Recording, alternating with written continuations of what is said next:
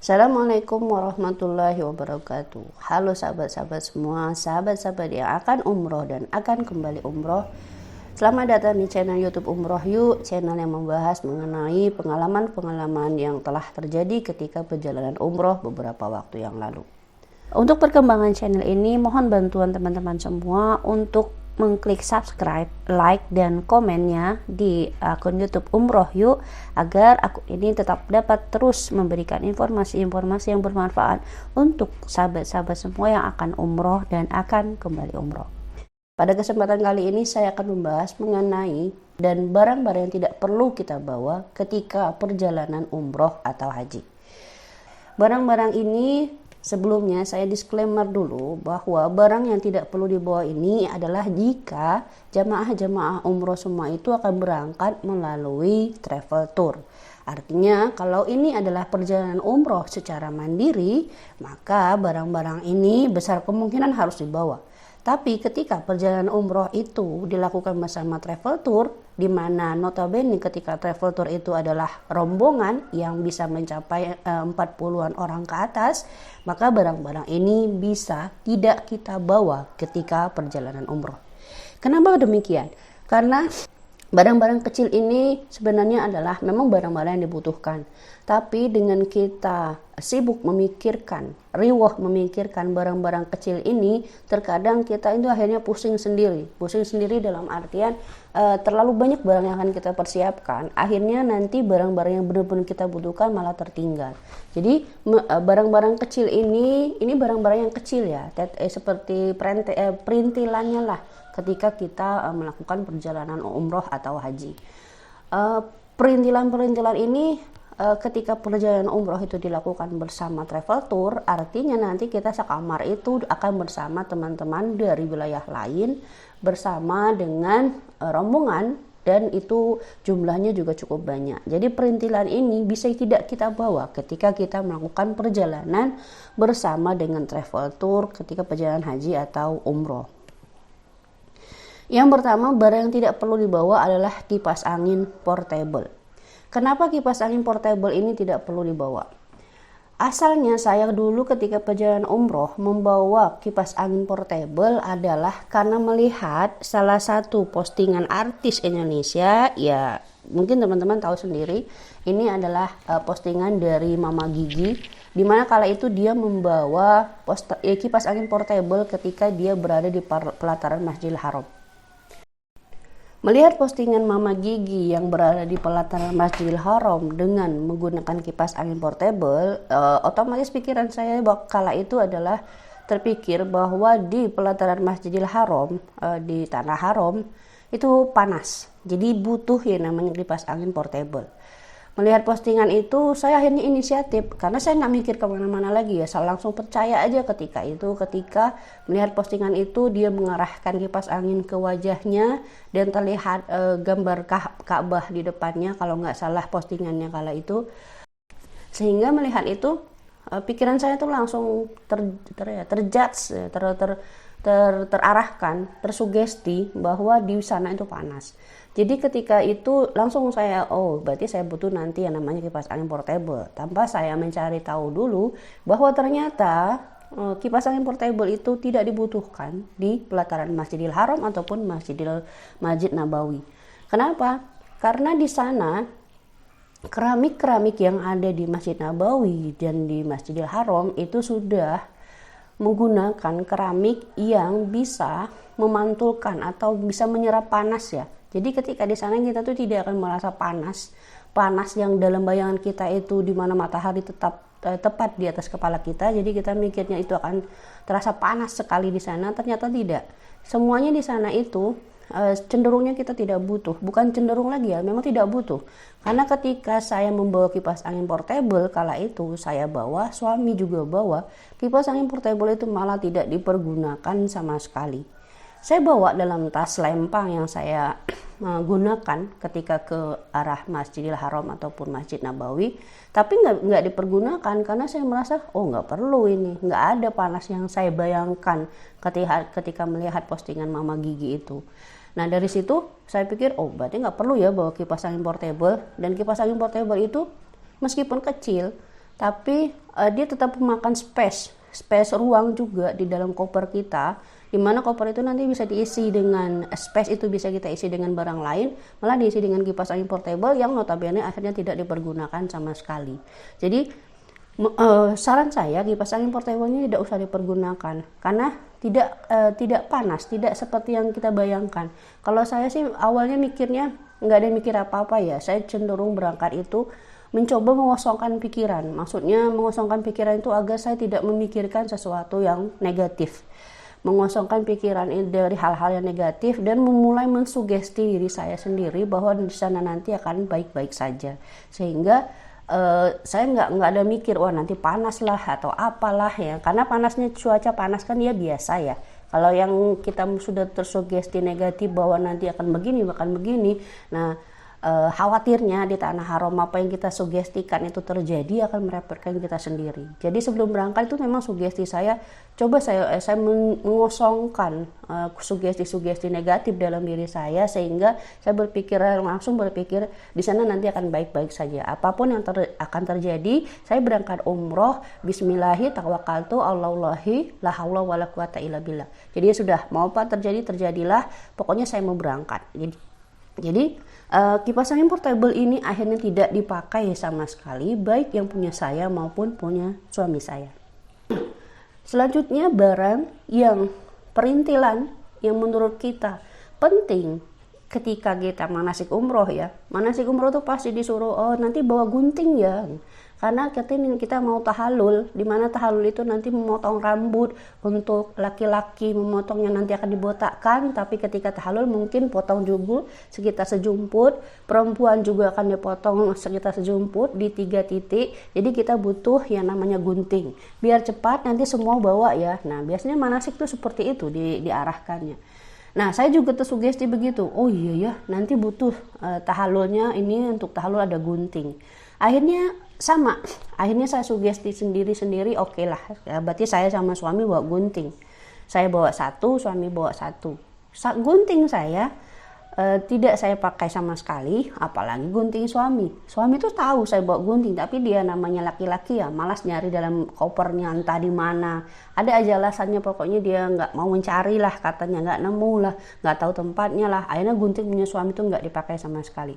Gunting saya juga nggak pakai, walaupun ada dalam tas itu saya nggak pakai. Ternyata di sana itu ketika tahallul, yang tahallul tuh nggak kita aja, banyak yang tahallul itu, yang mungkin yang sudah sa'i duluan sebelum kita, maksudnya gimana ya? Dia sa'i duluan, selesai duluan sa'inya, lalu dia sudah tahallul dan istirahat di dekat Bukit Safa Marwah. Dia duduk situ. Nah, rata-rata mereka kan jamaah Indonesia, jadi kita bisa pinjam gunting mereka. Ataupun jamaah kita sendiri, rombongan kita sendiri, itu juga sudah bawa gunting semua. Kalau kita sekitar 45 orang, yang bawa gunting itu 10 aja, sebenarnya udah cukup cepat untuk kita bisa menyelesaikan proses tahallul. Karena kan yang namanya tahallul kan mutawifnya akan tahallul duluan, dipotong duluan rambutnya oleh orang-orang yang sudah tahallul di sana, dipotong duluan, baru mutawifnya nanti memotong rambut laki-laki yang ada di sana, nanti akhirnya nyebar, akhirnya cepat selesai juga. Nah, gunting ini karena kita tadi kerjanya dari satu ini menyebar ke satu, dari satu lagi menyebar ke satu lagi, akhirnya yang ibaratnya kalau berakar itu dari satu dia akan mengakarin satu, lalu yang satu ini akan menyebarin ke yang lain, dan dia menyebarkan lagi yang ke yang lain, akhirnya tahallulnya cepat selesai.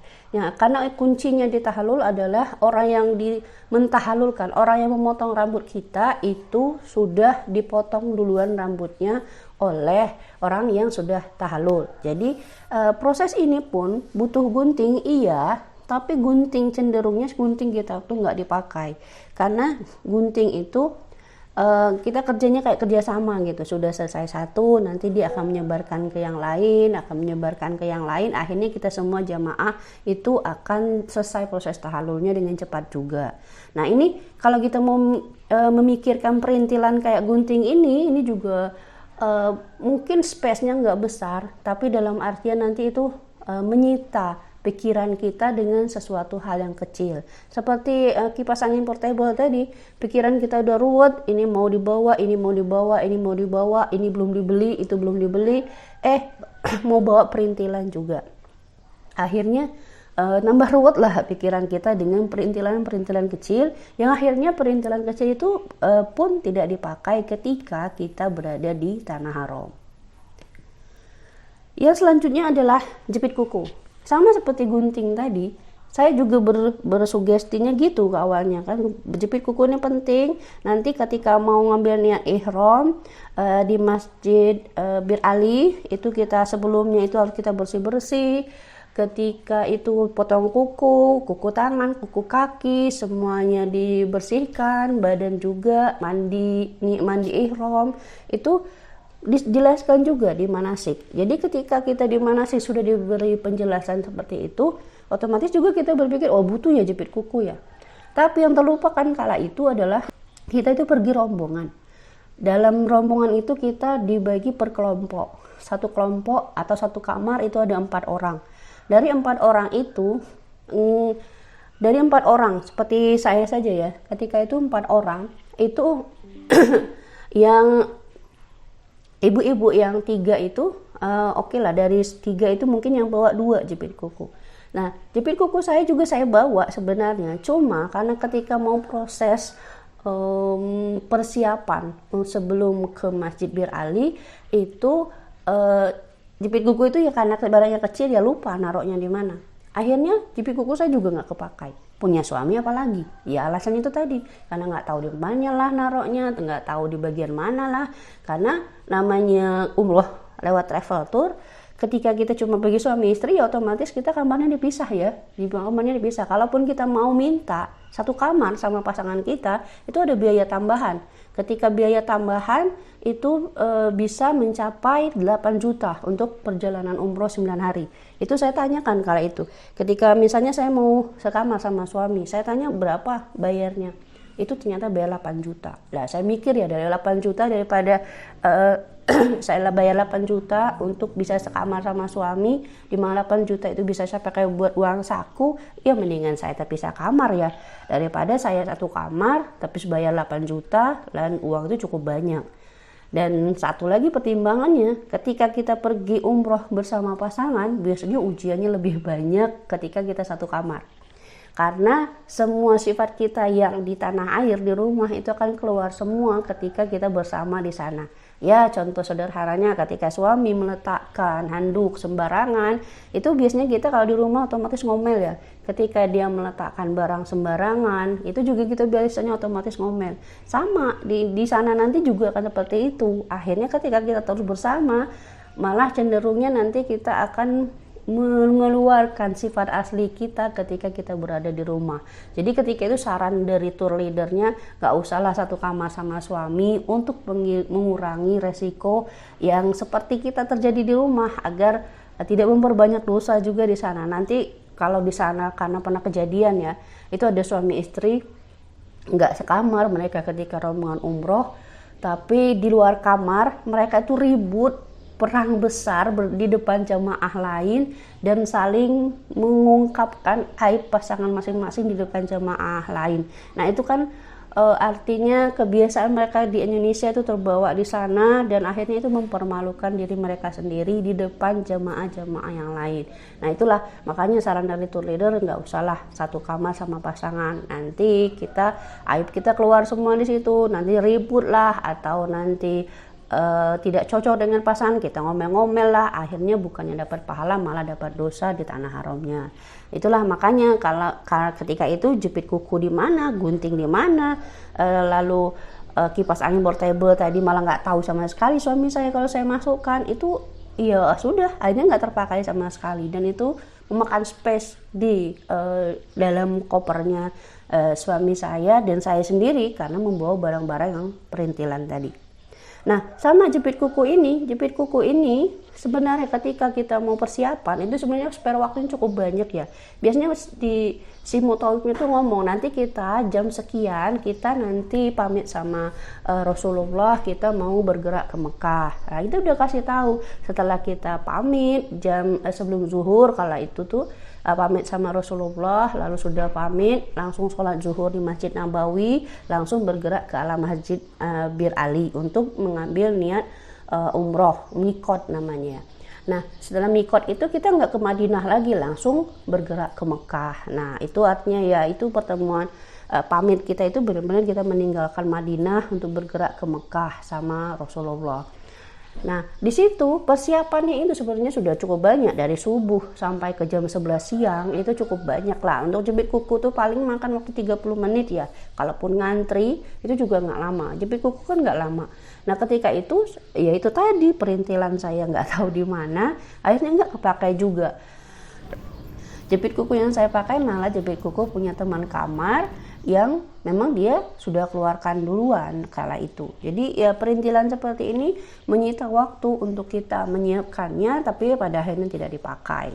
Nah, ketika misalnya teman kamar nggak bawa, lah kan ada tour leadernya nanti, ada mutawifnya, tanya aja sama tour leadernya. Saya nggak bawa jepit kuku, pinjam dong, kan ada grupnya tuh biasanya. Bisa kita kasih tahu di sana. Kami nggak bawa jepit kuku, ada kayak sudah jepit kuku, kami mau pinjam karena di kamar kami nggak ada jepit kuku. Itu kan bisa kita bicarakan ketika di sana kita nggak bawa jepit kuku. Lalu yang ini adalah setelah jepit kuku yang tidak perlu kita bawa ketika perjalanan umroh atau haji adalah obat sakit mah. Ini versi saya ya. Versi saya ketika saya berangkat umroh beberapa waktu yang lalu.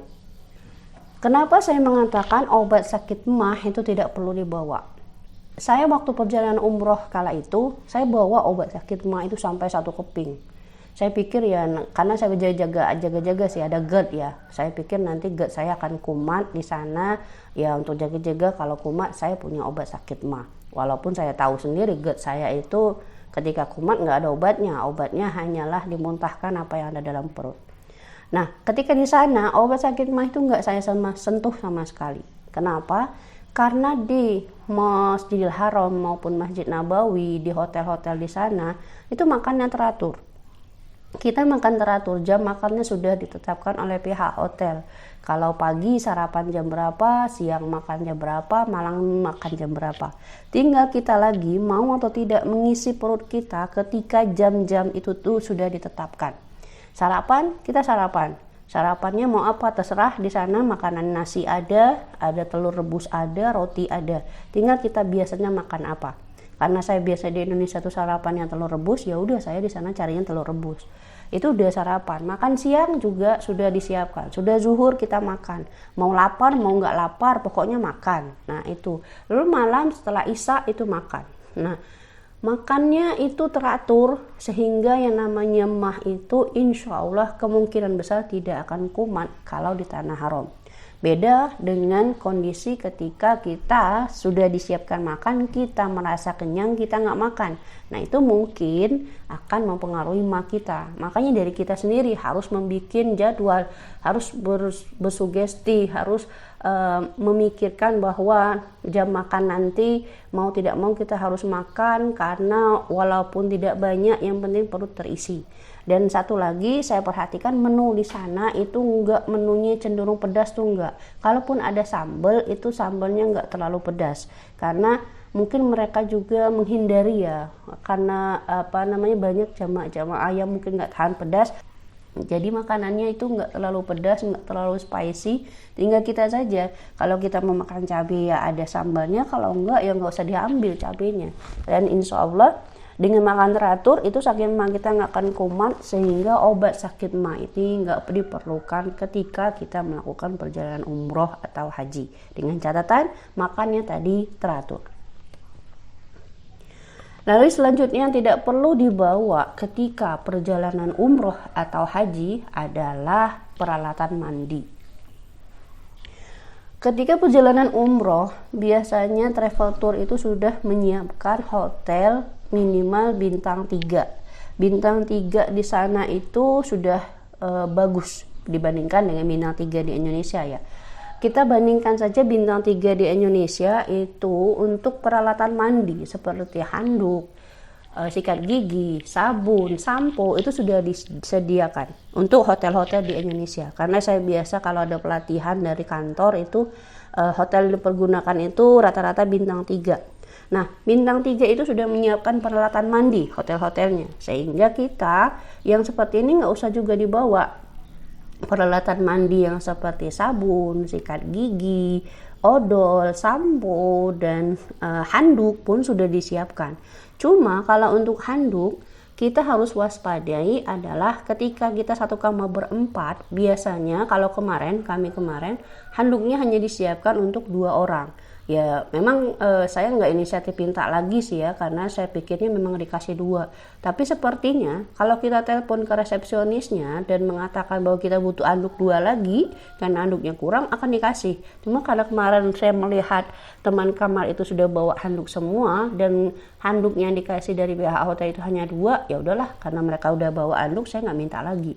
Tapi untuk sabun, odol, sampo, sikat gigi semuanya ada di kamar mandi, sudah disiapkan.